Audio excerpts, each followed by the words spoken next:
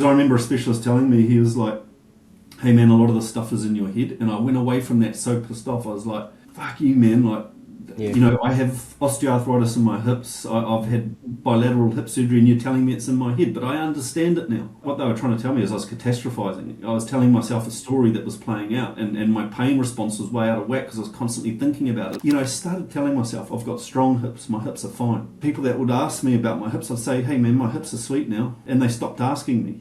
And so I stopped tethering my identity to that. At the very crux of radical ownership, it doesn't matter what happens to you, you are responsible. You're in conflict. You're having an argument. If you can be aware when you start tensing up and your tone starts increasing and just slow things down in that moment, man, you become an absolute machine. Now you're able to regulate your physical and mental state under pressure, and you're able to remain calm and in control of your emotions. I love this saying, calm is contagious. And so not only to yourself, but to the people around you. And the best leaders, man, they remain calm under pressure. Rich McCaw, you asked him a very, very good question about what is peak performance, and he gave you a very unusual answer. Could you share that story with us?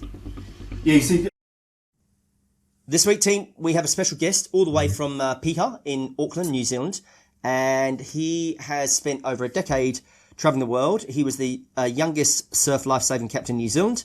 Then he travelled all over the world. I've heard some pretty gnarly stories. We'll talk about that perhaps we get time. And then he came home, retrained for 3 years at uni to become a intensive care paramedic for 11 years. Great name of that ambulance, by the way, Dave. Great name, similar to mine. And dad joke aside, whilst doing that, he had a lot of chronic pain. We've been doing a lot of research on this fella, and he had a failed bilateral hip injury and had some failure post-surgery. So he was in a pretty bad shape and nearly broke him when all the traditional approaches didn't fix him. So what he did, being the good Kiwi entrepreneur it is, he created his own system, fixed himself. And that system is now the system that Dave uses to train some of the world's best athletes to perform under pressure. He's worked with top UFC fighters, including Israel Adesanya. He's worked with Americans Cup winners Peter Burling, Blair, Turk, and former world heavyweight Joseph Parker. He's based in Piha. He's a surfer. He's a good dude. And he doesn't appear on podcasts too often. So we're bloody lucky to have him here. And just be warned, listeners, he does not pull his punches. There's no bullshit with this guy. He's a straight shooter, which is what we love in rural. We love ag, and we don't like people that muck around. So buckle in, folks. This will be a goodie.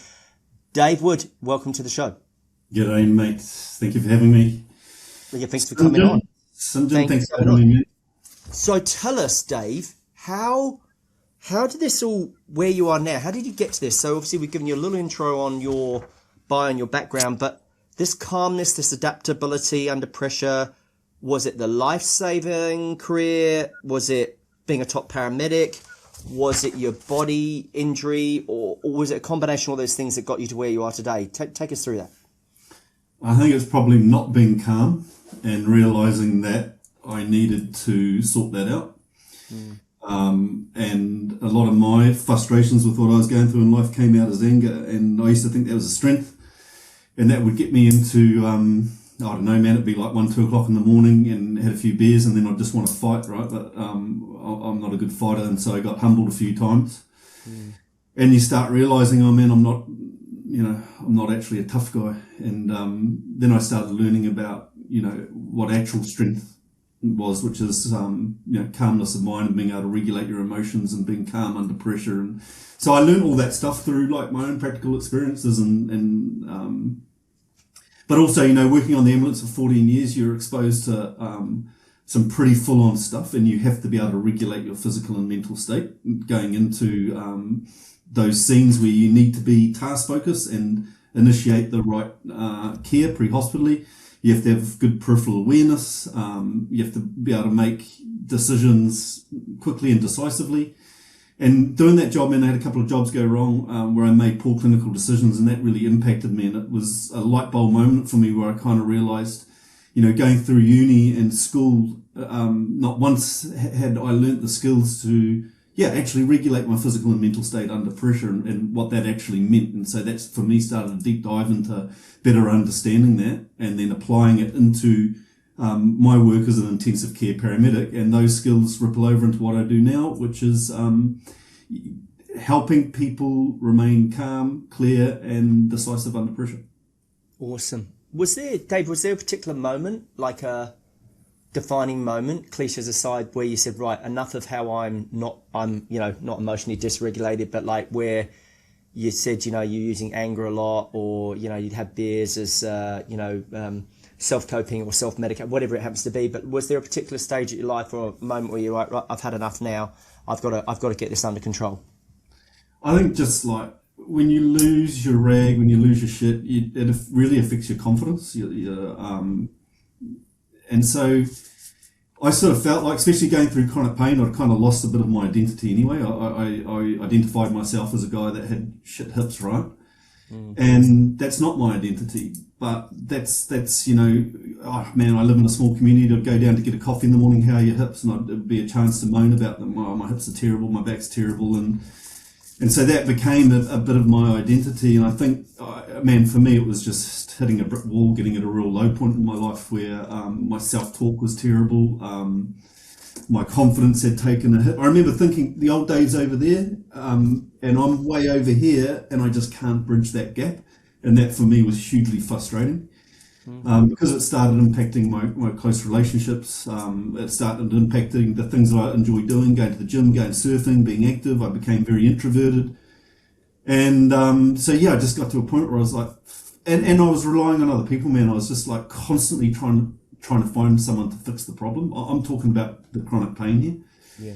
Because it's hugely agitating physically and mentally. And I was just relying on other people, just constantly going to specialists, getting treatment every week. At one point I was spending probably $300 a week on I saw the muscular therapist for the All Blacks, acupuncturist for the New Zealand cricket team. I saw all the best specialists in New Zealand. Every single time I'd go to someone, I'd be like, far out, this is the thing. And I'd get pumped up, I'd get motivated, but then you're kind of back dealing with the same stuff. And it's because change has to come from within, right? Like you got to do the hard work. And I came to that realization at a real low point in my life where I started having really troubling thoughts of like, I can't do this anymore because, I wasn't sleeping. I wasn't, I was just in a bit of a dark place, man. And so I just, hit kind of rock bottom with going through that. And I was just like, man, I'm going to solve this problem myself. And that took me down lots of rabbit holes. But, I talk about, it started me on a journey of into self-betterment, into personal growth. Yeah. And that's kind of the best journey I've ever been on. And it's not an airy-fairy journey of like, it's actually an incredible journey of investing back into yourself and learning about yourself physically and mentally. Yeah. They always say the hardest work is the inner work, right? Yeah, self-awareness, man. It's like being aware of your thoughts, thinking, emotions, and how they have an effect on your actions and outcomes. And I had never had any idea about any of that stuff. Yeah. I would just act out, and I wouldn't even think about it twice. A lot of those, and so, I love that statement. Calmness of mind is kind of your superpower, and I never realised that. I thought acting out was like, or raising your voice, or I thought that was what real strength is. Real strength is knowing when to push and when to pull back. And if you have calmness of mind, you feel way more in control of your business, your home life, yourself, your mind. And that's kind of like where you find that you're more content and happier, and you have better stress control and all that good stuff. So, for me, it really started with like, I feel like one of the pieces of the puzzle for me in terms of getting out of chronic pain and changing my life was actually changing my self-talk.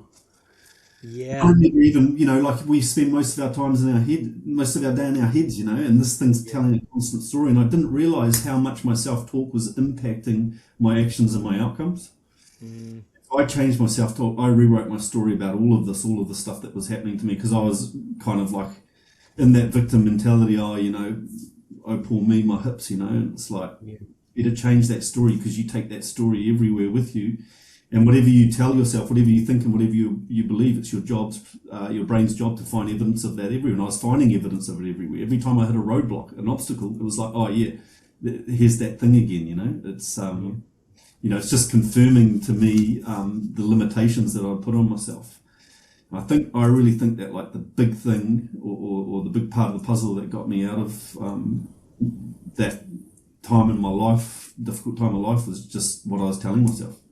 Yeah. How did you approach that though? Because I mean, obviously we've got a lot of farming folk here, predominantly men, and probably what you've just shared very vulnerably is something that they might relate to: anger, acting out, being reactive, dysregulated, pain, not seeing whatever it happens to be. But the inner narrative, the inner voice, which we have a negativity bias and we beat ourselves up, imposter syndrome, all those kind of things. What happened when? How did? And why are you laughing? Something I said it familiar there. Tell me. No, just like, you get 100 things can go right, one thing goes wrong, and you focus on the thing that goes wrong. And the negative bias is absolutely, we wouldn't be here today if we didn't have the negative bias. It's a survival mechanism, but it's got a little bit out of whack, or it can get a bit out of whack if you don't understand that and you're not listening to what's going on up top. If you're just reacting to all your thoughts and emotions, then you end up in a reactive state, because we shouldn't be reacting to all the thoughts and emotions, especially given that we have the negative bias, and under stress and pressure, we're much more likely to have negative thoughts. Yeah, and we're going to get into that because it's a very, very important point. So you talked about those rabbit holes. What was the breakthrough for you in terms of trying to treat you? You saw all these top specialists for your hips. You're aware, look, I cannot keep talking Dave with the hips, the inner voice, the inner narrative, all those things. What was the breakthrough? What happened, which has obviously led you to where you are? Because you're obviously very well known for this. The breakthrough was I stopped relying on other people and took radical ownership of my physical and mental health. Why is this happening to me versus why is this happening for me? What can I learn from this? I always thought I can get myself out of chronic pain. I never thought I was stuck there forever. It got, like I said to you, it got to a pretty low point, but I always sort of thought that, because I remember a specialist telling me, he was like, hey man, a lot of this stuff is in your head. And I went away from that so pissed off. I was like, fuck you, man. Like, I have osteoarthritis in my hips. I've had bilateral hip surgery, and you're telling me it's in my head, but I understand it now. I understand what he meant. But your first reaction, Dave, was he wasn't seeing me, hearing me, understanding me. FM, right?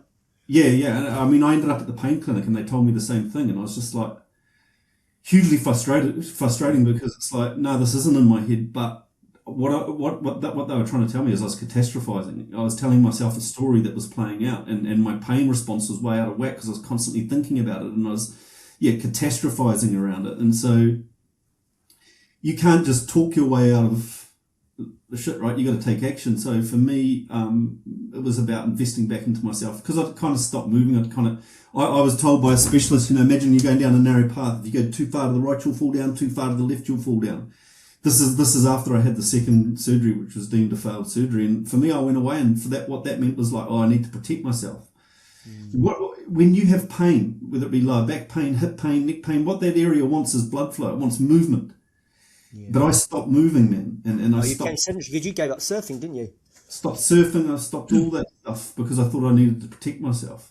Man, I do the exact opposite now. If I ever do have a pain flare up, because I still get them, and I still get pain flare ups, and I go and run the dunes, or I go and do some strength training or some mobility work, and I get the blood moving, and straight away when you do that stuff, you have better energy, you feel more calm, you feel more in control. I was not in control because I wasn't doing anything apart from catastrophizing. So I brought in things, I started meditating, I started breath work, I started prioritizing my sleep, anti-inflammatory food, strength training, mobility work, all of this stuff, simple things, making sure I was drinking enough water.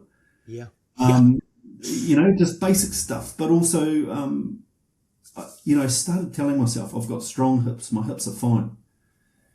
And people started, people that would ask me about my hips, I'd say, hey man, my hips are sweet now. And they stopped asking me. And so I stopped tethering my identity to that.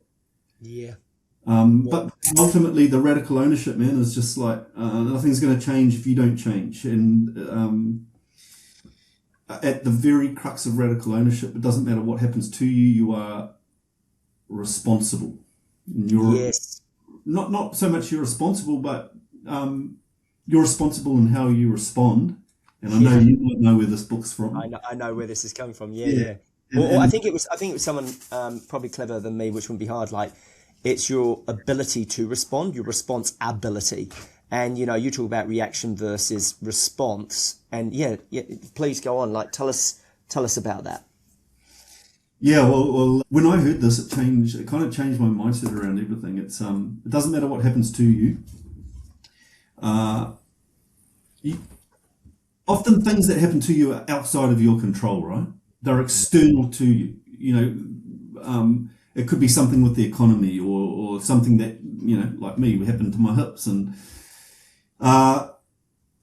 but you're responsible. So you're not in control of everything that happens to you, but you're responsible in how you respond, and in your response lies your freedom. Yeah. And so it's about taking ownership. And for me, that's really what radical ownership means. And nowadays, when something happens to me, I take full responsibility. And because I have that choice in how I respond. And I love that in your, having that choice lies your freedom. And that choice lies your freedom. And that was just, hearing that's been a game changer for me. And there's a lot of like victim mentality out there, Yeah, very much so. And they sort of, I always say, one finger pointing out is usually 10 pointing back. But regardless of what happened, as you know and I know, for these guys that, are selling for a living, they lose a deal, they lose a contract, or a customer walks to a competitor or whatever it happens to be, they can kind of catastrophize, or they mope, or they moan, and what I call a BMW, bitch, moan and whinge, and you put a time limit on that, that's fine. And we'll talk about recovery and all those things in a minute. But, you've got to be able to take a, we're not going to go Carol Dweck here, but you've got to say, right, what is this teaching me? What can I learn from this? I can't control the event, but I can control how I respond to it. And I suppose what you're talking about there, Dave, and this is what I want to talk about, is how do you teach people this? How do you teach them to rewire, reframe their brains, those neural pathways, all the things that we get into here? Well, perspective is pretty important. Let's start there. Perspective, because, I missed my flight, or, I didn't get the seat by the window, or, someone cut me up in the traffic. Let's talk about perspective. Yeah, well, the more ways you have it looking at something, the more options you have, and you can get very siloed in your view of things, right? And yeah, exactly, man. You go through a tough patch, or you're going through a tough patch. I love that. What can I learn from this? Because when you navigate that and you come out the other side, that's resilience, right? And you can always learn something, even if it's a negative, man. It's like... Perception is so important, I think. Like, I like to probably been through, like, with my business, I remember 8 months ago going through a real rough time, man. It was just like, I felt overwhelmed, I felt stressed, I felt anxious, my sleep was impacted. There was so much stuff coming at me. And it's easy in that moment to have a stress as debilitating mindset. Oh, this is shit out, so I shouldn't be feeling like this. Business should be more enjoyable, or it's just like, why is it so grindy? Verse, it's difficult, and I feel like I'm going backwards, but actually I'm moving forwards, because it should be difficult. That's a totally different perception, right? And totally different mindset, isn't it? Yeah, and when you shift your mindset around that, it actually lowers the amount of stress you experience, because now you've got more control. You've got more control of your thoughts, your thinking, your actions, your mindset, when you come at stuff like that. And it's just like, yeah, like, back yourself when you go through those, because I don't know, people listening, man, everyone's been through the fire. Not being cynical, there's more fire ahead. There's more. There's a stress is enhancing mindset when you go through that stuff versus stress is debilitating mindset. Totally changes your experience of that event or that situation you're going through. And so when I go through those times, I try to bring a stress is enhancing mindset to it. It's just like, it shouldn't be easy. I use constructive self-talk. Constructive self-talk sounds like this. This is uncomfortable. I'm not enjoying this.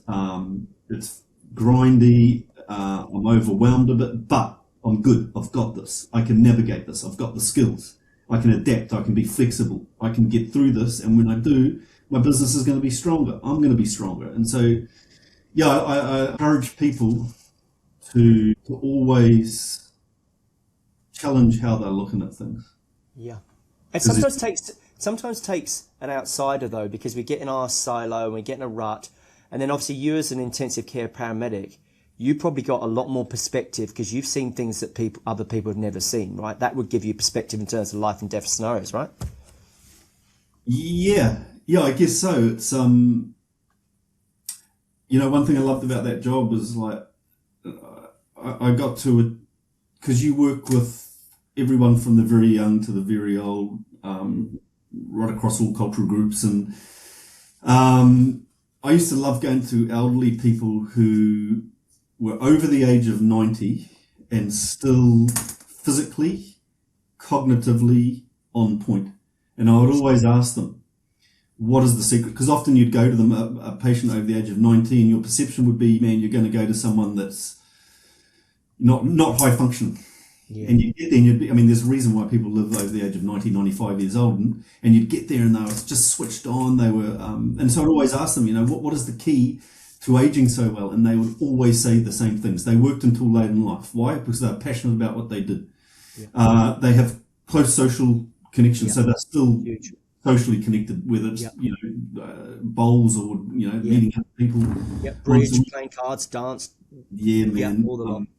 They always prioritised exercise. They have a sense of humour. Yeah. They don't take everything too seriously. Because, especially now, we can get so serious about everything that's happened. You got to, stand back and have a laugh and just be like... We got to have some banter. We got to have some banter sometimes and, take the piss out of each other. It does help. I mean, I always say, Dave, when you lose your sense of humour, you've lost a lot, Yeah, no, I feel like nowadays it's easy to kind of lose sight of that because everything is so serious, and it's like we're going through a time that's obviously difficult for given what's happening in the economy. Yep. Find those pockets, man. We go for the gratitude. Just before I forget, because it's something that you said really important here. You talked about stress as a fuel, as I paraphrase it. But what happens is when you play that blame game, I believe that you play victim. And I'm sure you'd agree with this, but you lose all power when you do that. But like when you play victor, you gain power. Do you want to probably give the more professional answer to that one? Because you probably know it better. No, because you smashed it. That's totally true. When you embrace it, when you take radical ownership, even when it's outside your control, straight away it gives you far more control. When you deflect, when you try to push it away, when you're going through those difficult times, when you try to resist it, it's a feeling of lack of control.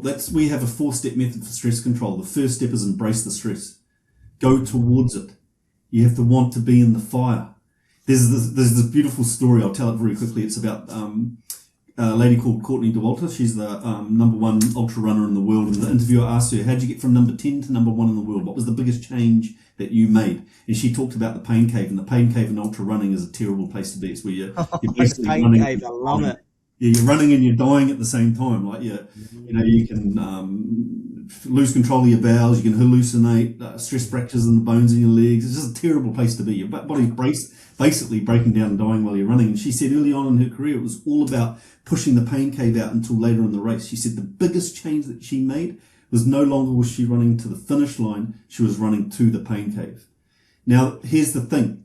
Because it's inevitable you're going to get there. That's what she talked about. It's inevitable. When I found myself there, I found like by embracing it, I had far more control. Take myself from the passenger to the driver. You're going to be there anyway. So embracing the stress for me means, the discomfort. Because I often, like a couple of weeks ago, I had to go give a talk and it was a different format than what I'd done before. And I felt this unease. I felt this discomfort. I felt a bit of anxiety. I felt a bit of imposter syndrome just being there. And I just embraced it all, man. In the past, that would have really agitated me. So you leaned into it. You leaned into it. Yeah, leaned into the self-doubt thoughts, the negative bias, the negative thoughts were coming in, embraced it, pulled it in. Now, as soon as I embraced the negative thoughts and the self-doubt, now I can use my creative mind to reframe. I'm good. I've got this. This is where I need to be. I can shift my perspective. But I'm in a more creative state, a tighter control of my thoughts, thinking and emotions when I embrace the situation. Yeah. Versus pushing it away, what's going to happen most of the time? It's just going to come bounding back in. Well, they say the more the resist, the more it persists. And I think, one thing I've done in my small world is when I've been nervous or scared about public speaking or speaking in conference or to a farmer group, discussion group, whatever it happens to be, I suppose one of the shifts maybe you had then, Dave, and I'm going to make a big guesstimate here, educated guess, is it's actually not about you, it's about your audience and serving your audience because we're so inward. That's a big one. Yeah. That's a big one, man. It's like, because I often get in my head about the audience. I'm like, man, there's going to be people here that this does not land with. Because when you're talking in front of 100-200 people, there's always going to be a percentage of those people who do not want to hear what you have to say for whatever reason. But we focus on those 1 or 2 people, like the negativity bias we spoke about. But what about the 198 other people that want to hear what you've got to say?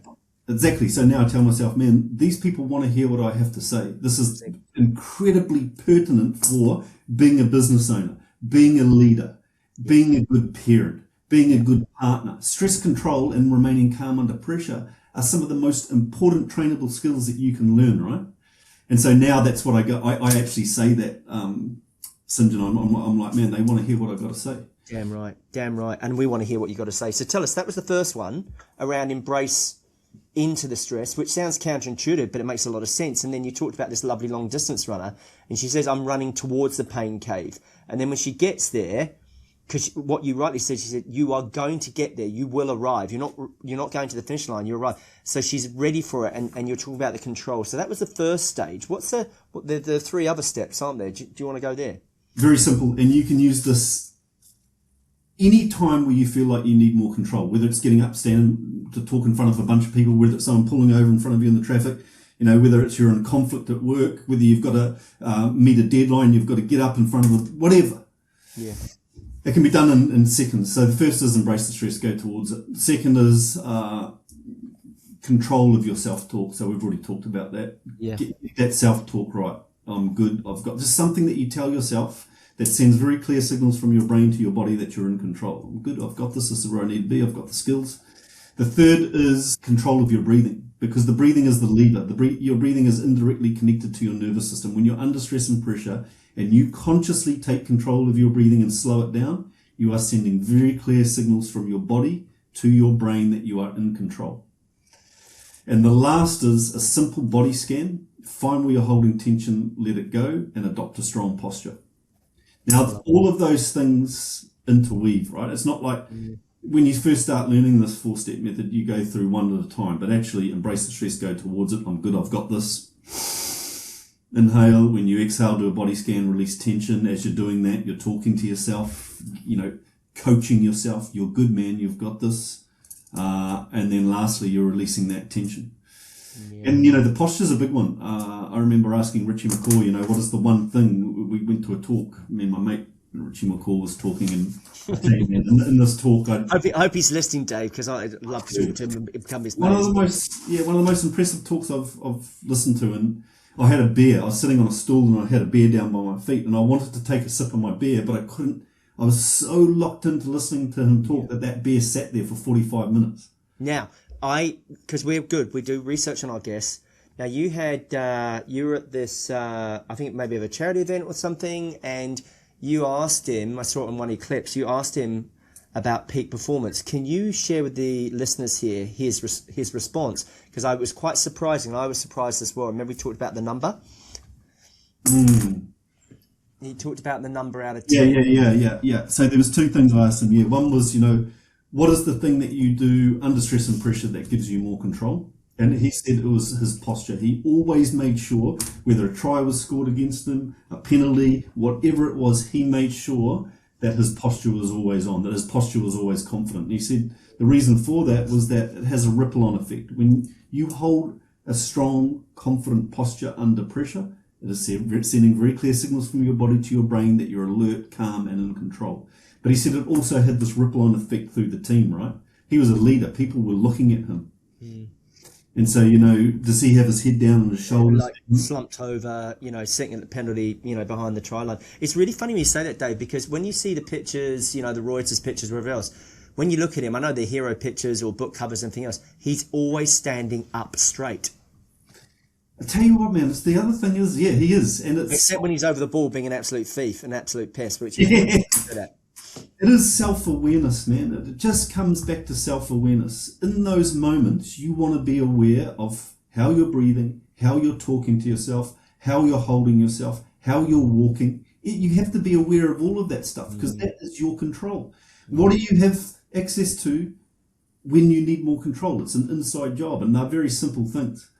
But the other thing is... I was just going to say, though, but a lot of people don't think like that. It's almost like metacognition. They're like that higher sense of self-awareness. It's a rare... I mean, I know it can be trained, and that's what you do professionally, but that self-awareness is a gateway to growth. But a lot of people probably don't think about, like, without sounding all Chase Hughes, I'm walking through this conference room too quickly, or, I'm touching my nose or my face too much, or they can't see my hands. But a lot of people, they're not conscious of that, are they? Yeah, well, well, that's right. Especially when you are in a stress state, you tend to be more reactive. But the thing is, you can't change what you can't see. Yes. And so, and awareness creates choice as well, and that choice creates change. And so, if you're aware, if you just take an example, right, you're in conflict, you're having an argument. If you can be aware when you start tensing up and your tone starts increasing, and just slow things down in that moment, man, you become an absolute machine. Yeah. Because you're able to now you're able to regulate your physical and mental state under pressure, and you're able to remain calm and in control of your emotions, and you're able to get your viewpoint across in a calm way, and you're able to articulate and understand what the person on the other side is saying, rather than being like, right, man, I need to win this, and so how do I do that? I escalate. Because in any argument, you shouldn't want to win. You should never go into an argument wanting to win. You should go into an argument wanting to understand the other person's viewpoint so that you can counter it in a calm way. Yeah, so true. And I love this saying, calm is contagious. Oh, I like that.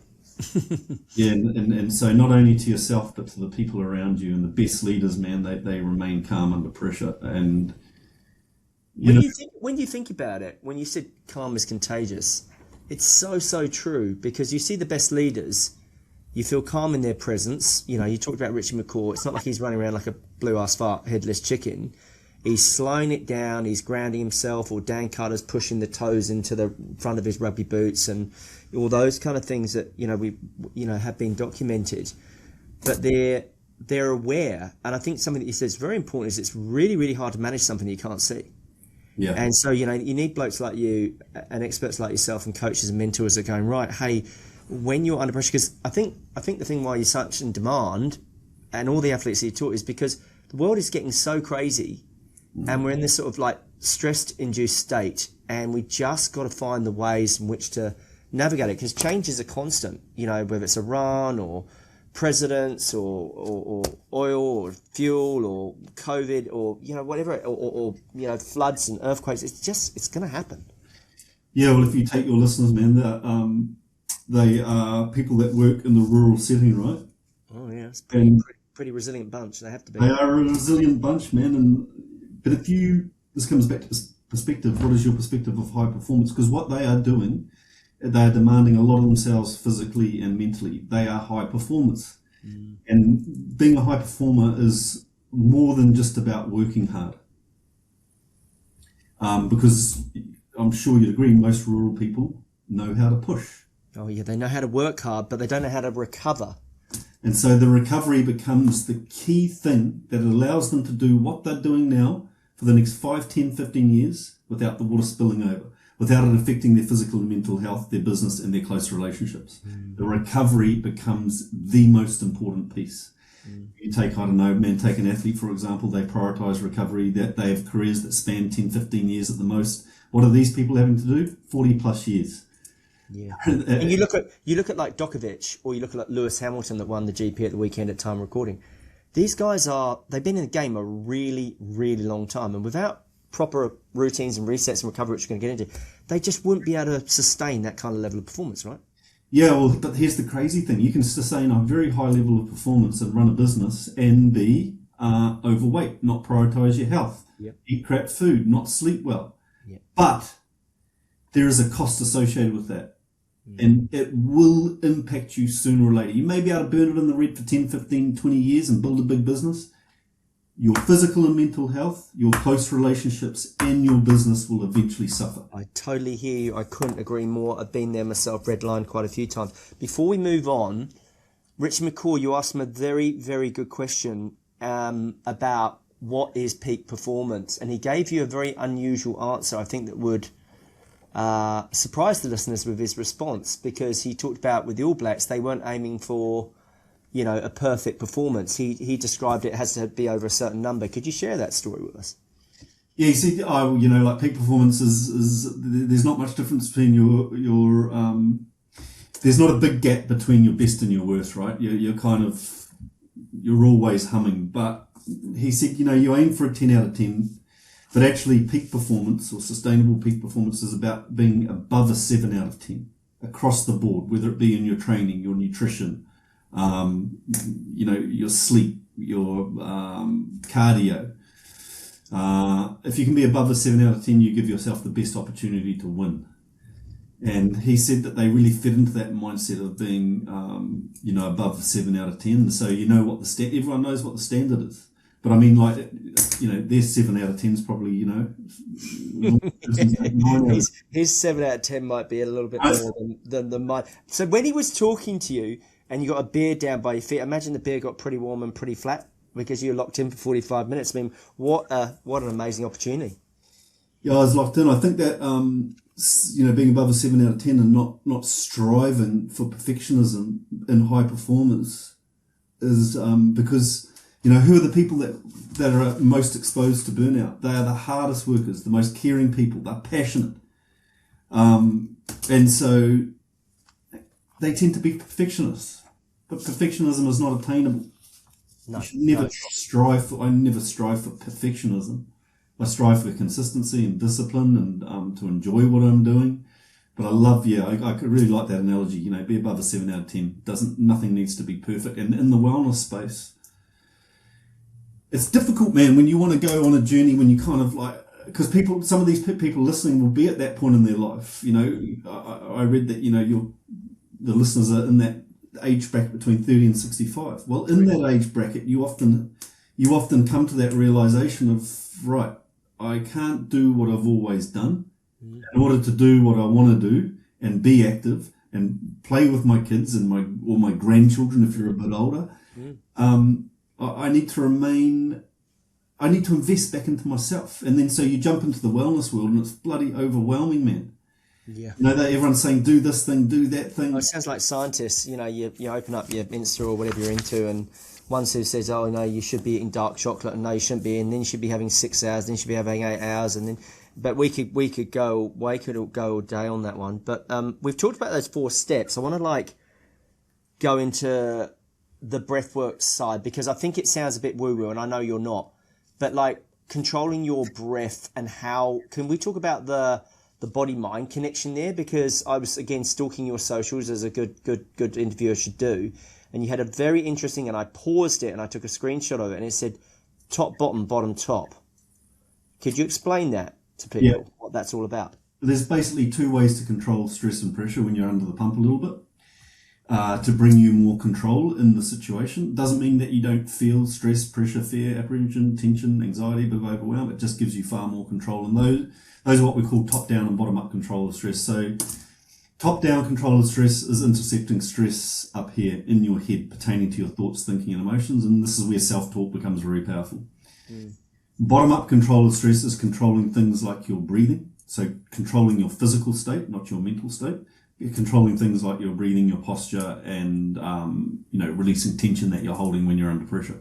And if you think about which is easier, when you're under stress and pressure, is it easy to jump up top and start sorting that out, or is it easy to go into your body and use things like your breathing? Well, it's much easier to go into your body and use things like your breathing because the mind is a crazy thing. I don't even have a definition for it.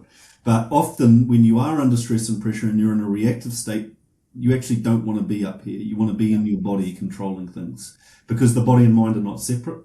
People like to talk about that they are not separate. You have one body, and what's happening physically will affect you mentally, and what's happening mentally will affect you physically. If you're not mentally on point, if you're telling yourself you're no good, that'll have a physiological effect. It'll increase your heart rate, it'll increase your blood pressure because it is activating your body's stress response. And so, you just like in these situations, need more control. You want to jump upstairs, get a bit of control up there through your self-talk, reframing. I'm good. This is uncomfortable, but I love using that but phrase. Which just credits everything, yeah. But like we just typified, our audience who are, come from rural farming backgrounds, maybe they're doing sales as a profession to provide necessary off-farm income and stuff. That big burly Aussie Kiwi farmer, Canadian, Saskatchewan, but I'm all right, nothing wrong with me, stoic. I think that sometimes can be a very, very dangerous place to be when they don't let anyone else in, but let alone letting themselves in themselves, if that makes sense. Yeah, it absolutely makes sense because as guys, we're brought up in this mindset of like, you got to be strong. You're the one that people depend on. But you can't be strong and people can't depend on you if you're just shoving everything back, packing it down, and just getting on with life because it starts coming out. It comes out as anger. It comes out as avoidance. It comes out as irritability. It comes out as reduced connection and empathy with others. It comes out in all of these ways, right? It's got to come out. And so if you want to be, that's why we talk about things like being vulnerable, emotional regulation. As soon as you mention being vulnerable, people are like, oh God, There he goes, yeah. But The like his boat. Oh, guys, you being vulnerable sounds like this. Hey, St. John, I'm going through a bit of a bloody rough time at the moment, mate, and it's really impacting my sleep and it's impacting how I turn up at work. And have you ever experienced that? What do you do, man, when you go through that stuff? Oh, dude, I go and exercise, or I go and jump in the ocean, or I express, like what you're doing now. I ring up a mate, and now you're sharing. So vulnerability isn't this thing where you're quivering over the bloody. It's just being upfront and honest and real. Yeah, I love how you define that because vulnerability is kicking up those connotations because it's so paraphrased at the moment, it's so well trodden. But you're exactly right. It's actually being honest, being real, being straight up, and I think if you can't have an honest conversation with someone or honest conversation yourself, you stay stuck. And, I think, you create your suffering, unnecessary suffering because you're not expressing it. And, the analogy for me, it's like a volcano. You either have controlled vents or you can have an uncontrolled eruption. It's sort of like, it's just, I don't know, I'm sure you probably, I'm milking the metaphor there, but, it's sort of like you've got to be able to go in the ocean, go and have a surf, go and have a run, move the body, breathe, touch a tree, go into nature, leave your fucking phone at home, etc., and just be, human beings versus human doings, and all that kind of stuff. But that craziness that we live in, right? Mate, when you're going through a difficult time or you're just a bit stressed, and you get rid of that thing, you put that thing down, and you go out into nature. It takes 20, 30 minutes, right? And you shift into a calm state and you have clearer thoughts, clearer thinking, better emotional regulation. And then you're able to work things out and you realize, man, I'm creating a shitstorm in my head and actually I have the skills and this is what I need to do. And you set a plan in place. But you can only do that when you're out of your reactive brain. Yeah. Part of, the amygdala, fight or flight. Oh, the old primitive biological back of the brain, because you're right. I mean, prefrontal just shuts the hell down. The amygdala's running the show, but it's sort of like until you can get out of the back of your brain, you can't engage the front to think about, hey, I'm in the shit. I'm not saying nicest things to myself. I'm catastrophizing. I'm ruminating, and I can tell you a lot of our listeners will empathise very heavily with this. They lose a deal. They thought they had a deal. Someone's ghosting them, or they've had a bad conversation with the boss, or the boss is giving them pressure about target or quota or whatever it is, or they've got to go away for work and the wife's with the kids and they're unpopular before they left. There's all those things, all those stresses going on. Yeah, well, the best if you think about the best performers in the world don't feel less stress and pressure. They just don't sit there for too long. They identify with it. They have skills in order to control it and then allow themselves to pass through it and move on. And something as simple, you talked about breathing, when something happens like that, something as simple as stopping, just sitting down, lying down, find a quiet place, focusing on your breathing for 2, 3, 5 minutes. We have guided breathing flows. There's a 5-minute one that's great for this, which I'll give to you. Beautiful. Maybe you can send it out to people, but we will make it in the show notes for sure. Yeah, just doing that allows you to work in that space between stimulus, something happening, and response. Being able to just slow things down a little bit, man, and access your creative part of your brain and then be able to work things out rather than, catastrophizing and being reactive. Yeah. This is great. Dave, talk to me. You talked about this concept of being selfish. Some people might misunderstand that a bit. Can you unpack it for everyone? Like, the fact you actually do need to focus on yourself. Maybe we could go there. Yeah, it's funny, man, because I do this keynote talking and I stand up there on stage and I'm like, I tell them, one of the best things you can do for yourself is to be selfish. And then I say, you got to put yourself ahead of everybody else. And then I say, that includes your business and your family. And people kind of just like, what's he saying? What's he I doing? say, that's a pretty heavy concept. But when you put yourself first, when you prioritize your physical and mental health as a priority over everything else, you are then more equipped to help other people. And life is all about helping other people, because in your business, it's all about helping other people. When you get home, it's all about helping other people. And what do those people want when you get home? They want your time, energy, and focus, right? And if you don't put yourself first and be a bit selfish, because selfish is just a word, just like vulnerable is just a word. 100% so. They're just words. What do they actually mean? Dig a little bit deeper. Being selfish actually means protecting your energy. And if you're not selfish, you tend to be a people pleaser. And if you're a people pleaser, you're going to expend all of your energy. And so for me, because, you know, I like that it's all about the people. You know, you think when you give back, man, it is the best thing in the world. And we love helping other people. Yeah, well, it gives us purpose. I mean, that's why you jump on, you know, a small show like this and do what you do with everyone is you have to be beyond yourself. But the thing is, in order to be selfless, you have to be selfish. You do. You got to protect. I like the whole analogy around protect your energy. Oh, I'm massive on that. I always think anything that drains my energy is the enemy, and that includes clients that maybe are not the right fit for us, and we will obviously send them somewhere else, or we might walk away from them, and we do our very best to, you know, repel the wrong customers and attract the right ones. But, you know, energy is everything. And the other thing is, I've learned this, and it took me a bloody long time to learn, is the more stressed I am, the more I need to move. And I think I've got less time, but I need to move more. Yeah, totally. A lot people forget that, don't they? They do. There's two ways to create a calm state.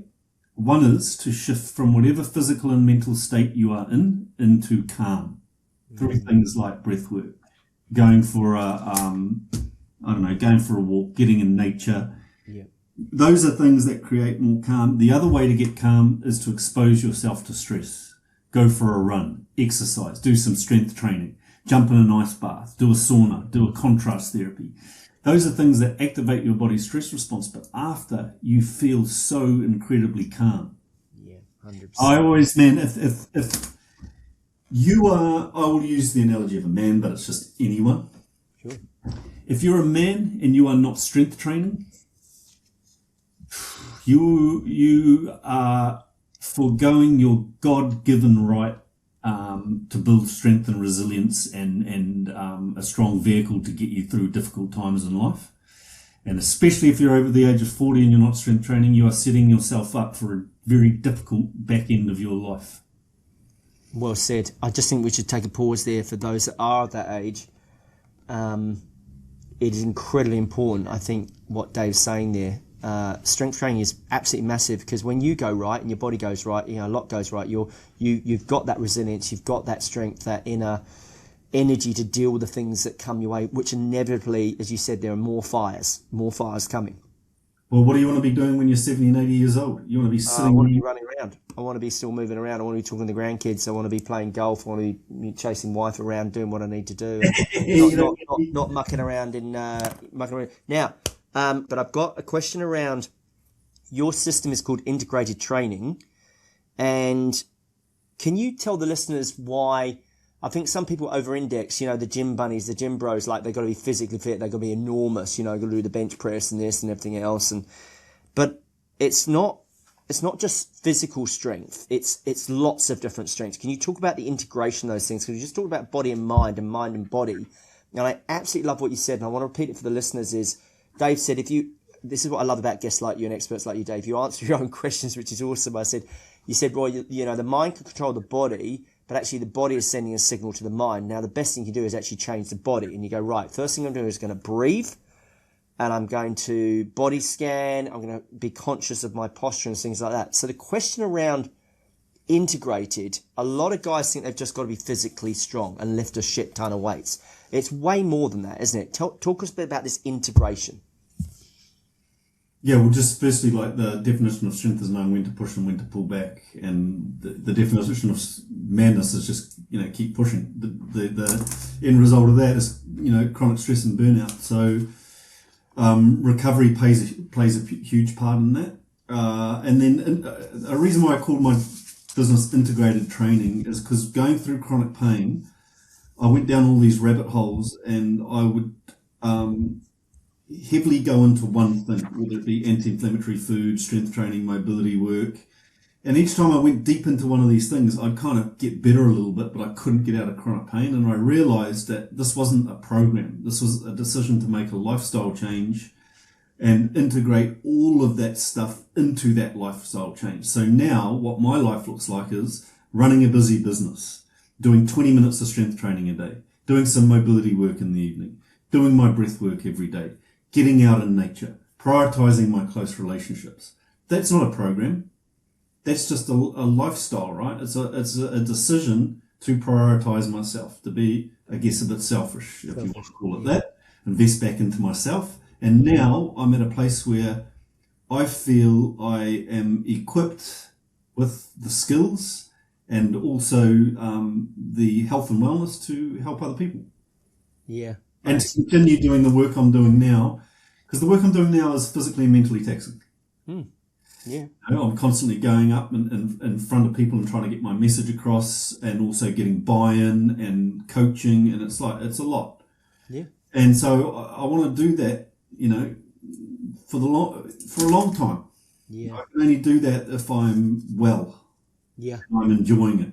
100%. I love what you list off there, because everyone thinks it might be just one thing. I've got to be physically strong, but and I think I loved how you said strength is defined about when to push and when to pull back, and I just absolutely love that. And I think that shouldn't be lost on the listeners. Now, I wanted to ask Dave.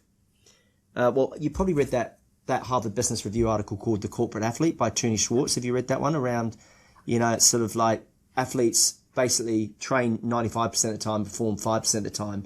But corporates and guys and girls listen to this, particularly in the farm or in the rural game or farming, they're basically performing 95% of the time and training 5% of the time. So maybe we can just switch gears to recovery. What do you teach your students about recovery? How do you install those rituals, those routines to make sure they recover? Because obviously if they don't recover, they burn out and it leaks. As you say, it shows up in different places in weird and wonderful ways. Yeah. First, what recovery is not. Recovery is not sitting on the couch. That's relaxation. Recovery is active. It's conscious. It requires effort and energy.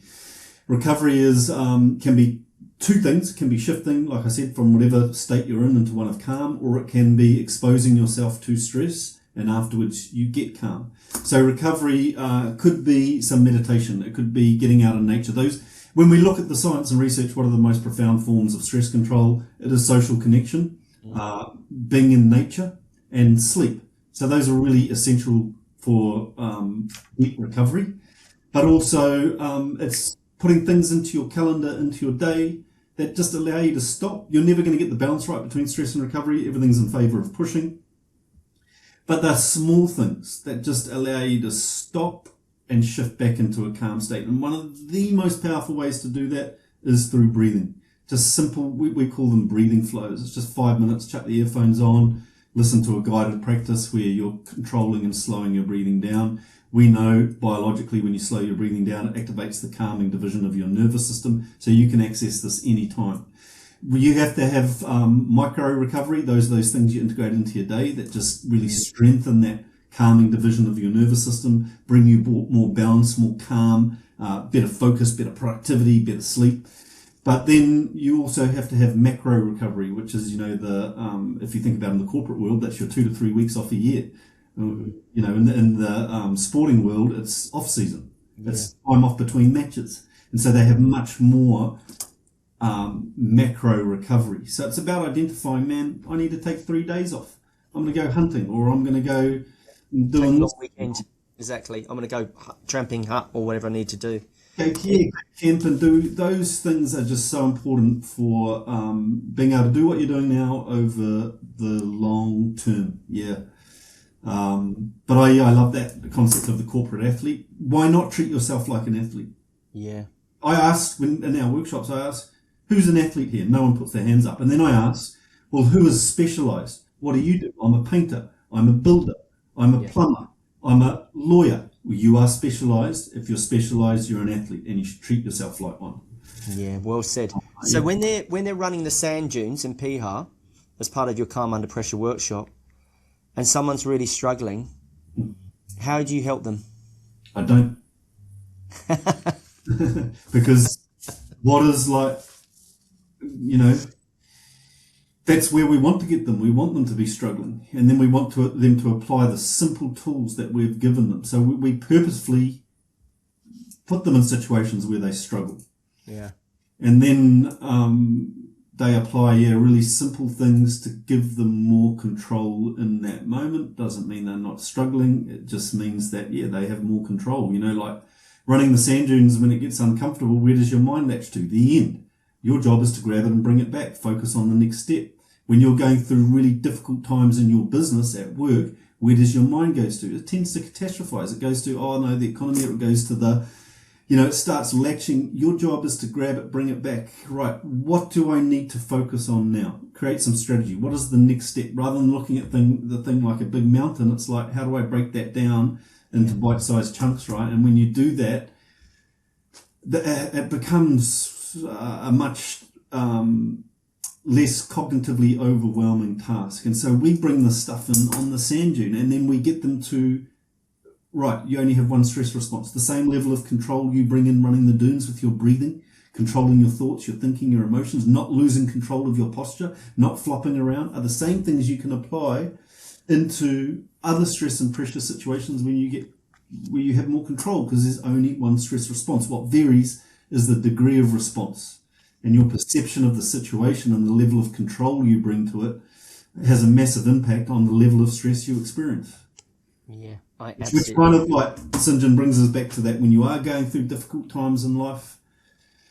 You often think you're going backwards, often you're going forwards, because you come out of that stuff and you look back and you're like, I look back at my hip stuff and I would probably never take that away because it's changed the whole trajectory of my life. I look at the difficult times I've been through in business, and when personal stuff, it's normally the combination of business and personal stuff that really impacts people. Yeah, both pillars when they're going. Yeah, and I look. Man used to talk about that. Yeah. Yeah, look at those times. I said, 8 months ago, it was just, man, it was so full on and so overwhelming. But I wouldn't take that away because I. But you managed to catch yourself, didn't you? I caught myself, but I got into a real negative mindset in that time, and that lasted not just days. It lasted it went on for quite a bit. And I came to this realization. I was like, man, just hold on. What's actually going on here? You're going through a difficult time, and it is what it is. I just simplified it. Right, you've got two options. You fight this or you embrace it, and you use the skills that you teach, and it's still going to be uncomfortable, but it's going to give you more control. It's like builder's house, isn't it? We all, me and two, you teach all these things. I absolutely love this, Dave.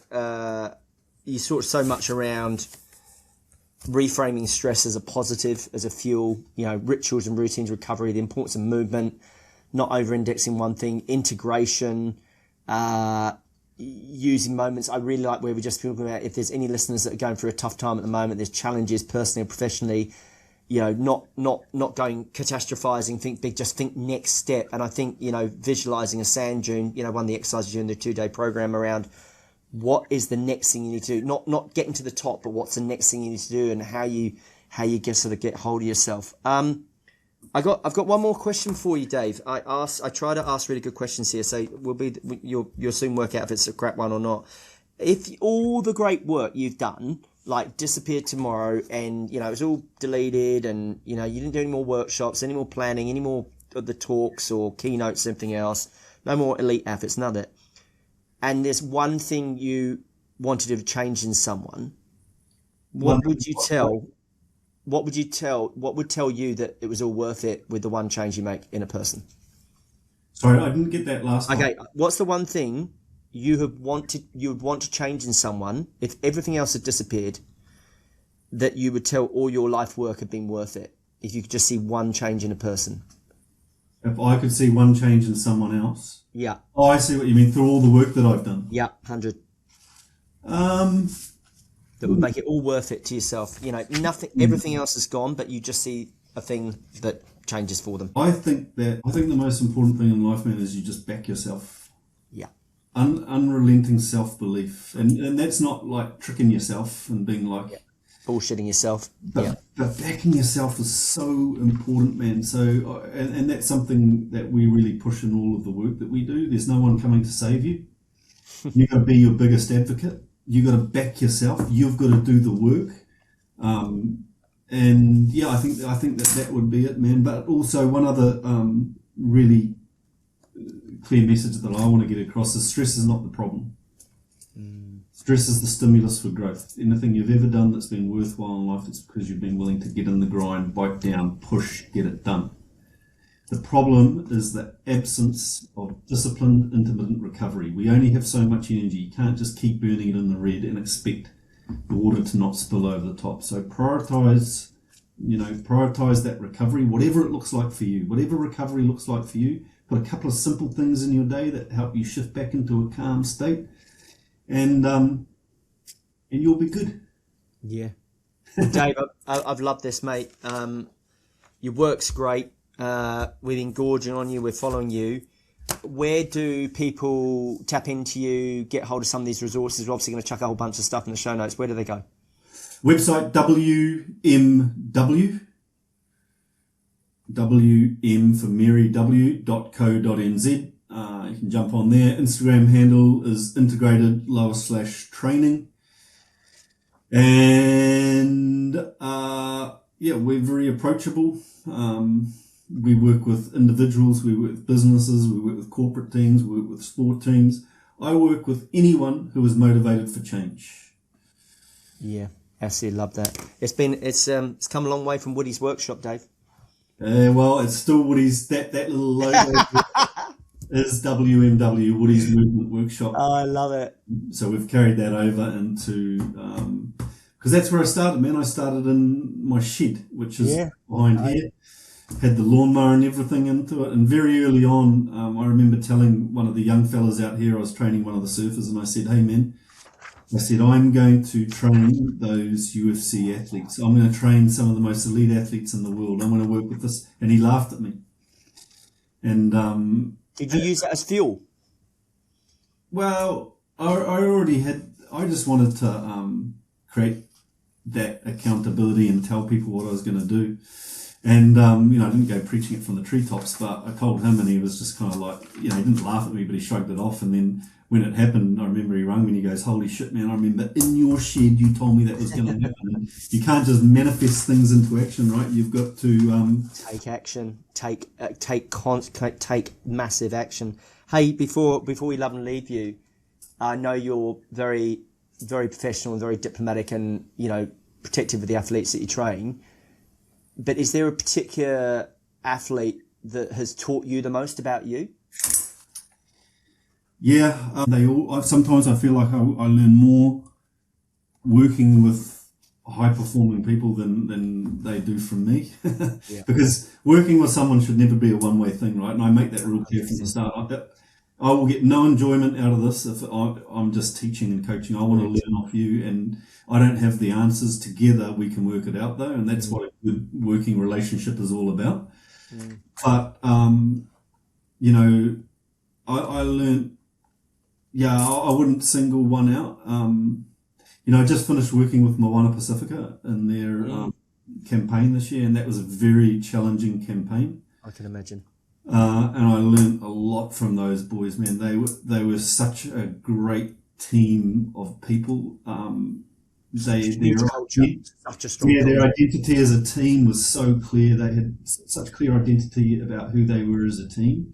And just watching a team go through that type of stress and pressure and challenge of losing week in and week out, and just the amount of pressure that goes with that, but just watching how they stayed connected and they stayed positive and they stuck to the, I found that hugely inspiring. And I just shared one last thing, man. I remember with this particular athlete I was working with, it was in a fight camp and we had a challenge, and because we always have this little challenge because I'm a competitive bugger.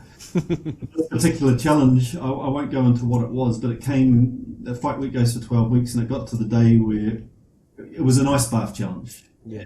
We laid stress in there, and in the form of breath hold, and I won't go into any more around it, but it got to the week where we were doing the actual challenge, and we'd been working up to it, and this person went first and got it. It wasn't pretty, but then it was my turn.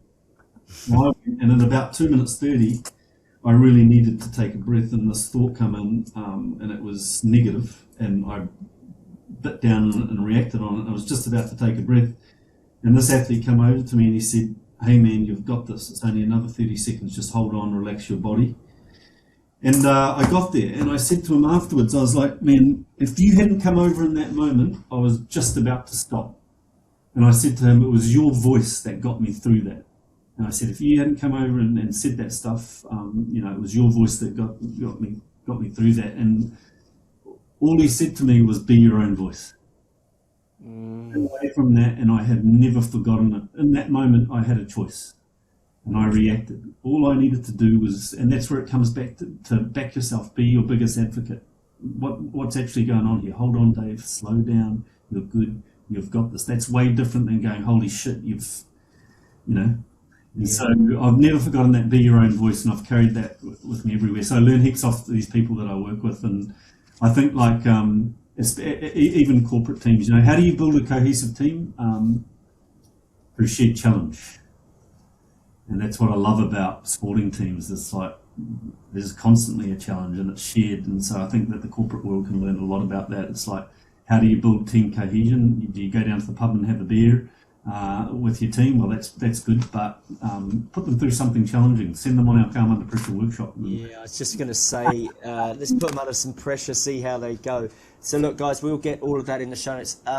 Dave, thank you for being so generous with your time, the great work that you're doing out there. We've learned so much. There's a ton in there. I very much encourage people to follow Dave and his good work, and we really appreciate you coming on our small wee show. I appreciate you, St John, and time flew past, mate, and it's time for me to have a little whiskey. Yeah, very good. You go do that, sir. Thank you again. Cheers, brother.